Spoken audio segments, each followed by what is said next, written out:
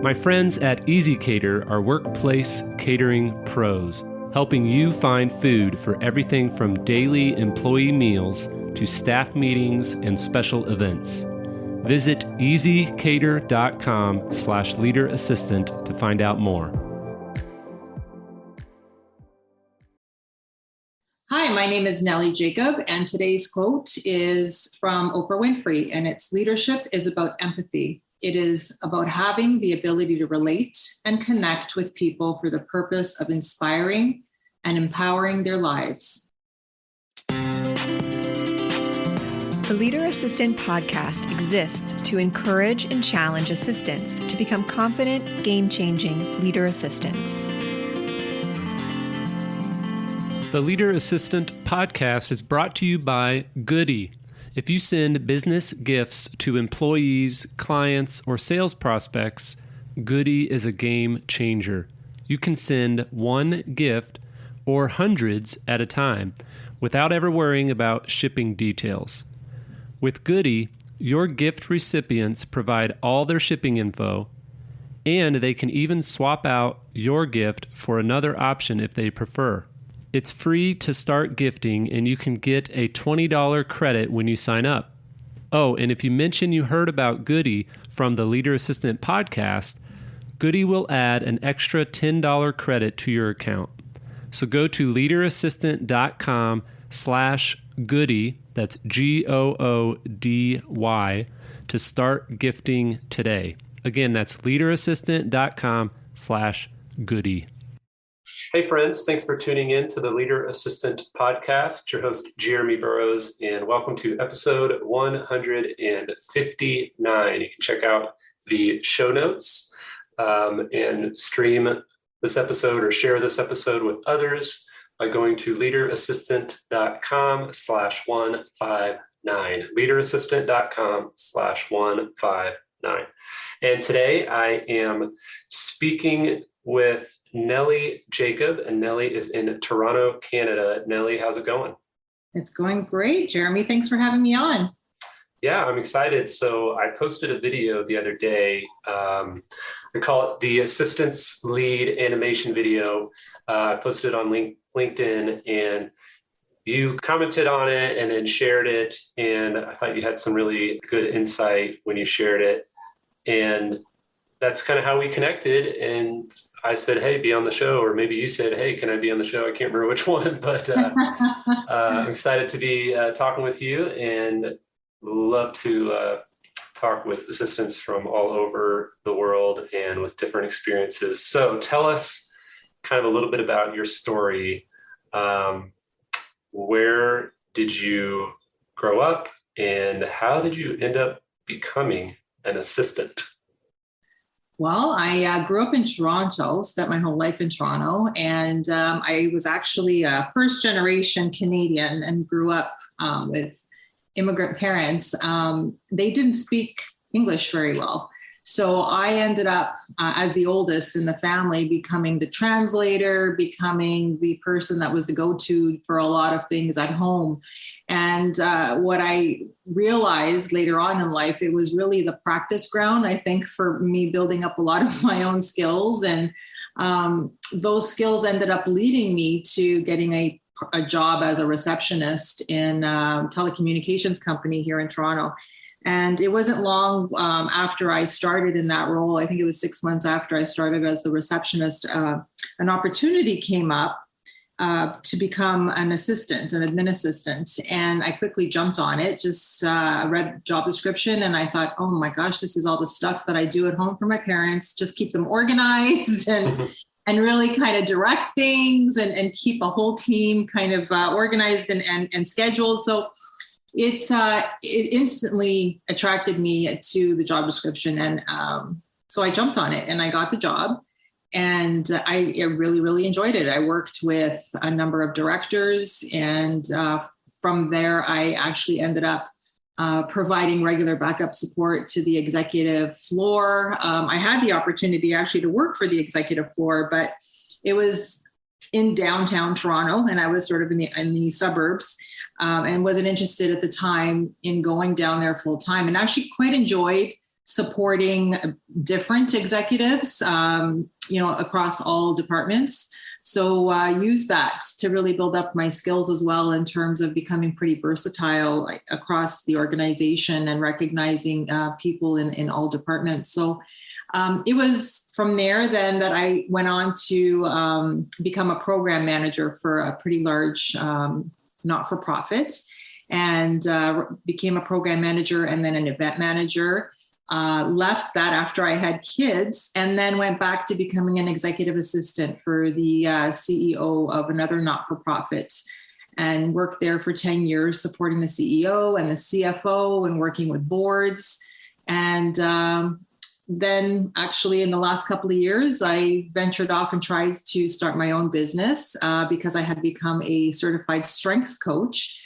It impacted the way that I operated as an executive assistant so much that it really helped me to recognize that the leadership skills that I had were not being tapped into, and where I was, there really wasn't any room for growth and opportunity to go into a leadership role. So I left and kind of took a leap of faith and did some coaching for a while, and but actively looked for the right role. And that's where it led me to where I am now, where I'm the office manager to the president of the organization where I'm supporting now.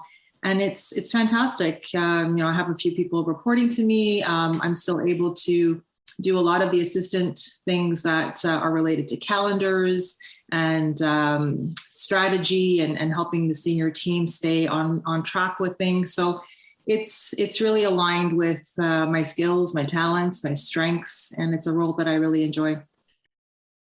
Could you tell us a little bit more about your current role? So on your LinkedIn, it says executive assistant / office manager, and you said you do have a couple of people reporting to you. Tell us a little bit more. Is it Tektronic? Is that right? Tektronic? Yeah, Tektronic's industry. It is actually an umbrella company for a number of well-known brands like Milwaukee Tools and Dirt Devil.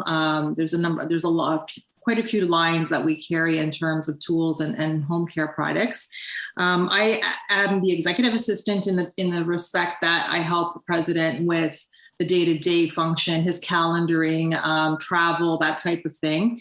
But there's a big piece of it where I help run the office. So whether it be the overall management of all of the facilities, I have the receptionist reporting into me, and then her backup, which takes care of all the mailroom. And then I have an assistant that takes care primarily of all of our company events. So there's a little bit of everything in there. And that is what makes it really attractive, is the fact that it's not just the administrative side. There's a lot of leadership and a lot of helping other people also do their jobs well and helping them to become empowered in their roles.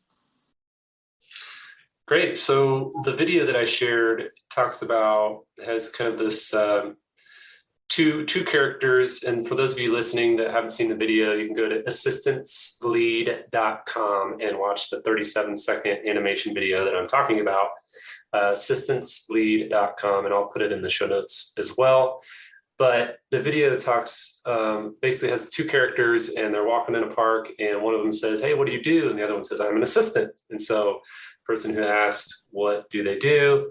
said, "Oh, so you make coffee or you get coffee and make copies." And, it's kind of a funny, SMH or shaking my head thought bubble. And it's like, actually, I do much more. And I intentionally said, I do much more versus saying, no, that's not what I do, because right. I believe that getting coffee and making copies can totally be part of your job, and that's totally fine. You shouldn't be above doing that. Yep. But your post, you shared the video and you said the evolution of the role. Talk a little bit about when your first couple of years as an assistant back in the day, and then now, what are some of the highlights of how you've seen the role of an assistant evolve? Yeah, I'll definitely will. Without dating myself, I've been in this for a minute. So when I first started in this, let's just say the internet was probably just starting.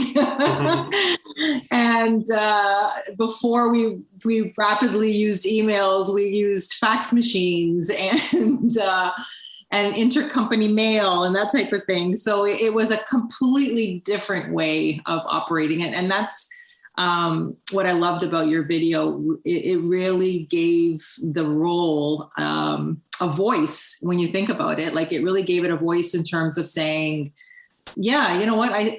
There are days where I might be helping someone get coffee together for a meeting, and that's okay if that's what we need that day. But it's so much more than that, and the role really is so different from organization to organization, and even within the organization, depending who you're supporting. But it really has, the real difference is where it came from and to what it is now. And back in the day, it was primarily supporting a lot of males that were in leadership. I probably remember over my course of supporting people, at least over the last 20 years, 80% of the senior level leaders that I supported were males. And when you're talking back in the 80s, it was an entirely different kind of expectation. And having the background that I had growing up, an immigrant's daughter from Europe, our household had, like a lot of European households, girls were, a lot of households expected those girls to have different roles than boys. So having taken care of my family and being a bit nurturing by nature really put me into a position in that role where it really served me. And by serving me, I was able to serve others, if you think about it. And making coffee and getting meetings ready and catering food and that type of thing was very, very much part of it. But that was primarily what it was. And there really wasn't an opportunity to get involved with any decision making or any leadership of staff. It really was a support role. And over the last few decades, I've seen a great shift take place as I think younger people have come into it and really changed it as well in terms of what they're bringing into it. And as well, I think more women coming into it.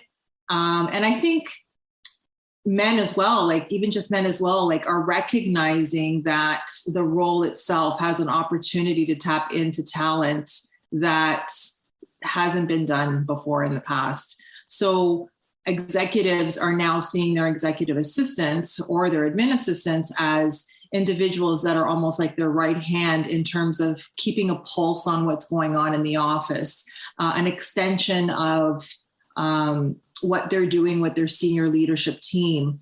And, there's been times where I've helped the senior leader with KPIs and with performance indicators and getting their senior team to get them in and discussing them and updating them and going through them.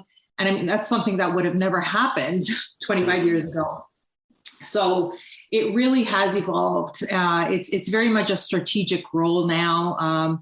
It's very much, especially when you tap into the specific strengths that individuals have and you recognize what your assistant's strengths are, you really recognize that you can utilize them differently than that role's been utilized in the past. Yeah, well said. So what would you say the next 10 to 15 years are going to look like? How's the role going to evolve even more over the next 10 years? Well, what I'm already seeing and a lot of, and to be honest, I'm really happy with what I'm seeing, is a lot of executive assistant roles are now being changed into or morphed in some way or form into a chief of staff role. And I mean, traditionally, chief of staff was a role that was more in line with politics, where, they helped a political candidate and it was more of a strategic role in that regard. And now I see that that's happening more and more in business as well. So the assistant is now attending those meetings and having a voice and really contributing to what's going on in terms of the planning and directing and keeping the senior leadership team really, it's an extension of the senior leadership team, or very much a part. Like that's where I'm kind of seeing it move towards, because we all know like the workloads have become crazy. And senior leaders have more meetings than they have time, right? So there's so much time being spent in meetings that there's less and less time to actually get the work done. So what I'm seeing is the chief of staff is becoming the middle person between the senior leader and the CEO, where it's almost like a director role where they are helping them, take those things that they don't have time for and really moving it to the next level, and becoming that connection piece. So it really is an exciting time to be in this type of industry. Yeah. What's one tip you would have for the assistants listening who are like, I want to do that. I want to be, for example, better at taking the pulse of the organization and the team and the executive leadership team. What's a practical tip that you've used in your career to, take the pulse of the organization? There's so much that, there's a number of things that they can do. If the person that you're supporting, if you see that they are open to ideas and your thoughts and really listen to what you have to say in terms of valuing your input, then maybe just have a conversation with them and just let them know that, you would love to get more involved. I've done that several times with leaders in the past where I've said, I want to get more involved at another level, or I need more to keep me more engaged. So depending on who you're supporting, that may be a place that you can start with. If you do want to go into more of a chief of staff role and there's an opportunity for that within your organization, or maybe even outside of your organization, find someone who can be a mentor to you and work with someone who is going to help you to operate out of that place along the way and give you some guidance. And don't be afraid. Don't be afraid. One of the greatest things that I did myself was for myself, and I'm not telling everybody else to do this, it was becoming a coach, because I had the coaching ability and was a leader. And I recognized that I could help others through coaching, and the organization that I worked for saw that as well. And although they didn't have a leadership opportunity for me specifically, they incorporated the coaching as part of my executive assistant role. So what does that look like? That looks like taking the whole senior leadership exec assistant team and working with them and leading them, and doing some coaching with them. And next level down, working with the admin assistants and doing some coaching there, and providing some leadership at that level. And for me, that was life-changing, because it really helped me recognize that those leadership skills were there and I wanted to use them more. And the organization that I was in didn't have that ability to move me up into another role. So I took a leap of faith and, took some steps to making that happen outside of that organization. And that's what led me to where I am now. Nice. So tell us a little bit more about the strengths coach element. I know Strengthsfinders is a resource, a book that's been around for a while, and I've gone through it in prior organizations a few different times. Very helpful tool, very helpful resource. Even just reading the book and going through the exercises in the book was helpful. But tell us a little bit about your coaching and what does that mean for you to, even just like you said with the EA team, you're coaching coaching the EA team. Yep. How does that look, and how can maybe others who would like to do similar things with their teams, how can they do that and help empower and coach their teams? Well, once you do the assessment and you get your report, you do your 100 questions, you answer it and you get your report, and it tells you what your strengths are. And you can get a report where it tells you your top 5, or you can get a report where it gives you all 34 of your strengths. And the first step is really recognizing what your strengths are. And once you get it on a report, you can have a bunch of words that say you have this strength and you have this strength and you have this strength. And that's just the first step. What people often do is they look at that report and then they kind of read over it, understand a little bit, and then they stop there. But what really, really makes a change is when you take that report and then you meet with the coach, and you really unpack those strengths and what they are. What are your talents and how are you using them? Or how can you use them more? Perfect example for me, one of my strengths is called input. And input is basically a sponge. It's an information hoarder. Mm-hmm.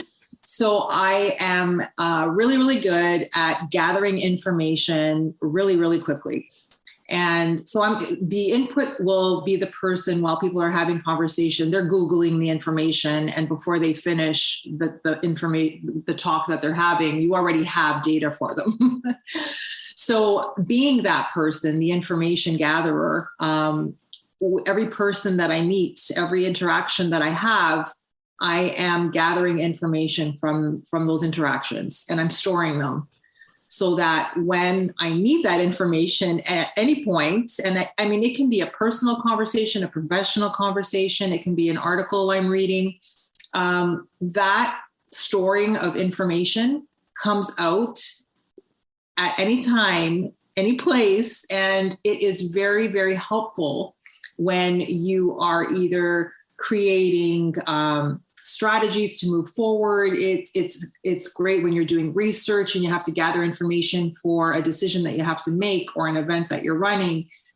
All that stuff comes out. So when I recognized that I was really good at gathering information, it changed the way I did my job. Because when I was doing my coaching, when I was being coached with a coach, they helped me to see all the times where I was naturally doing it, but I wasn't really doing it to the full potential that I could. And once we unpacked why that was happening, it really created an opportunity for me to use it more. And so as I started to recognize all the times where I could implement it and how I can use it and how I can apply it, it started to happen more naturally. And I even started to volunteer my time or my expertise. And I would openly say, well, I'm really good at gathering information. I can do that. Give that one to me. I'll take it. And then people started to recognize me for it. And then they would come to me for it. So it really, that's just one specific example, but every time you tap into a talent and one of your strengths, it just unlocks something. And when you do that with a team of people and you have a session where everyone is speaking and learning about their strengths together, it really creates an understanding of, that's why they do that. Or, it really does create a different understanding of, I've had teams where they just did not click, like teams that have had turnaround, like the turnaround was really, really high and we couldn't get people to stay there. And then we did a session and having those people understand how they operate, what their strengths are. And we posted their strengths. This was before COVID. So everyone had their strengths at their desk. Right. And then on a team site, we posted everyone's strengths. So at any given time, you can go see someone else's strengths or your own. And so if you were struggling with understanding why someone was doing something or not doing something, you can go to look at their strengths and see, okay, why is it? Why is it that I'm using my communication, but it's not landing?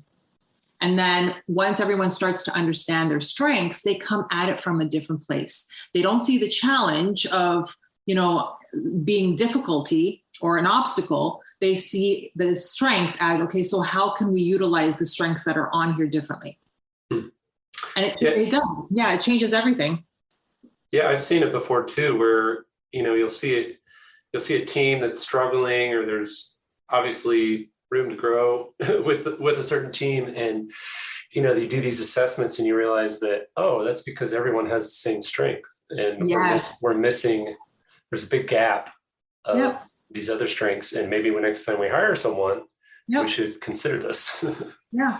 Or I've even had really great leaders. And a sign of a great leader, one of many signs, is recognizing when, you don't have a strength that the team needs.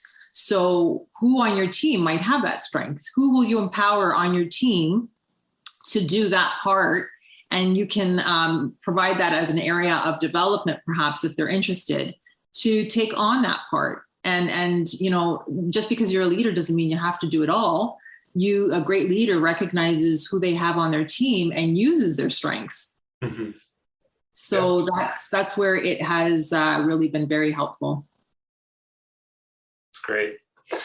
Well, let's talk about empathy. I don't know particularly if that is explicitly one of the strengths on the Strengthsfinders, but it is actually. It is. Okay, good. I was trying to, I was actually looking on my computer to try to find my old Strengthsfinder results. I have them saved somewhere, but I couldn't find them at first glance. But, having the ability to relate with people and be empathetic with people, talk about how leading with empathy is not a weakness, but a strength. And maybe there's a couple of practical tips that you can share on how to be more empathetic. Because I know a lot of times, myself included, as assistants, we are like, let's just get this stuff done. And we're all like, check the next task off of our to-do list. Yep. And just put your head down and crank out the work. And, I've been accused of being emotionally dead inside in the past. And, I haven't been the most empathetic assistant, but how would you encourage those listening and encourage me to be more empathetic? Empathy is, it's something that has really it's come out of COVID in a different way. Empathetic leadership, I think, has become more important than ever coming out of the last couple of years.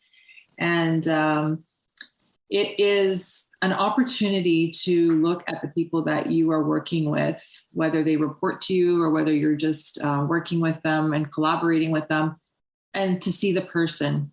It's really saying, I see you. It's saying, I hear you. And depending on the situation, it's, when you're working with someone where they may report to you and you see that they're struggling with something. And if they open up to you, it's sometimes it's saying, I understand, or maybe I don't know what you're feeling, but I am hearing what you're saying. It does take a level of slowing down sometimes. And for someone, when I first got into yoga, I couldn't do it. I could not do it because I am so, like you said, Jeremy, you're an assistant and you're like, go, go, go, go. Next task, next task, next thing on your list. So slowing down in a yoga class created a tremendous amount of anxiety for me. Mm-hmm. And it took probably 5 or 6 tries over a period of a year, maybe a few more, to finally get to a place where I could slow down enough in a class where I didn't feel like I just wanted to get up and run, because I just felt like, like I can't do this. It's just too slow. Right. And it took work. Like it did not happen the first class, and it didn't happen. And even by my 6th or 7th class, I wasn't completely there yet. I would say it took a good, 24 classes before I could finally get to a place where I was comfortable enough to take a breath. And for me, it really was almost a breeding ground for slowing down. And it helped me to do that in a way where it actually made me better at my job.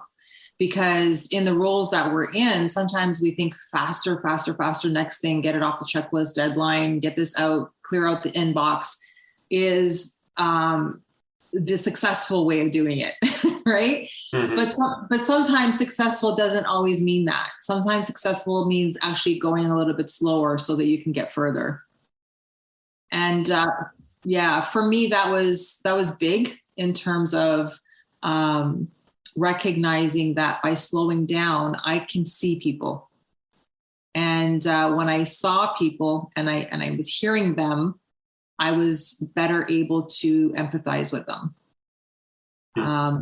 So it really is. And it really creates a connection between you and the person in terms of being able to move forward from a different place. And I've been really lucky to have leaders that I've supported who I was able to learn that from.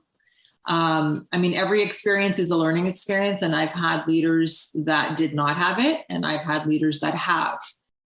So by having something to compare one thing to another really helps me to understand where the empathy works. And it inspired me to want to lead like that.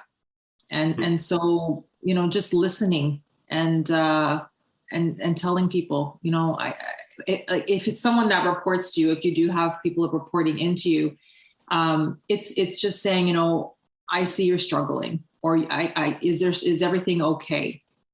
And if they do open up to you, it's just saying, I hear what you're saying and I'm really sorry. And I can't imagine what you're feeling, but let's see what we can do to help you. And having had that done to me during periods of my life, just wanted me to do better for them. Like having their understanding created a place of having so much gratitude for that understanding that I wanted to say thank you through my supporting them even more. It was how I said my thanks.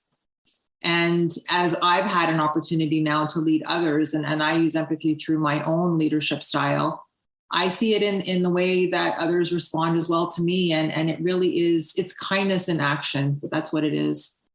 But it does take a level of slowing down to make it happen. Awesome. Well said. Well said. Well, Nellie, thank you so much for being on the show and sharing a lot of insight. It's been really, really valuable. I'm excited to share this with the world. Before we wrap up, though, what's one thing that you would tell a brand new assistant who's about to start on Monday their first assistant job? What's something that you would encourage them to do in their first week? Be kind to yourself. Be kind to yourself, because a lot of assistants that I have interacted with over the years, whether it's an admin assistant, an executive assistant, so many of them, a lot of people want to do a good job, no matter what job you're in. But there's just a level of responsibility and achievement that comes with an assistant in terms of going through those checklists. And you put a lot of pressure on yourself to do well, to perform well, to support well, and when you're into that first week on the job, there's a lot of information coming at you. You are learning names, you are learning acronyms, you're learning lines of businesses. There's just so much coming at you. Just take your time to learn as much as you can, but be kind to yourself during that process, and always be open to learning and to evolving yourself as a person. With being kind to yourself and being in a place of continuous learning, you will go far. Love it. Nice. Good way to end the episode. Nellie, how can people reach out to you if they want to say hi or connect and get to know you more? Yeah, I'm on LinkedIn, Nellie Jacob on LinkedIn. They're more than welcome to reach out. Perfect. I will put that link in the show notes so people can find you easily. And yeah, thanks again for being on the show. Thanks for sharing the animation video. And thank you for leading yourself well, and leading others well. I'm going to have to probably dig up my Strengthsfinder's report and send it to you once I find it. Sounds good. I'll be waiting for it. Awesome. Thanks so much, Nellie. Have a great day. Thanks for having me.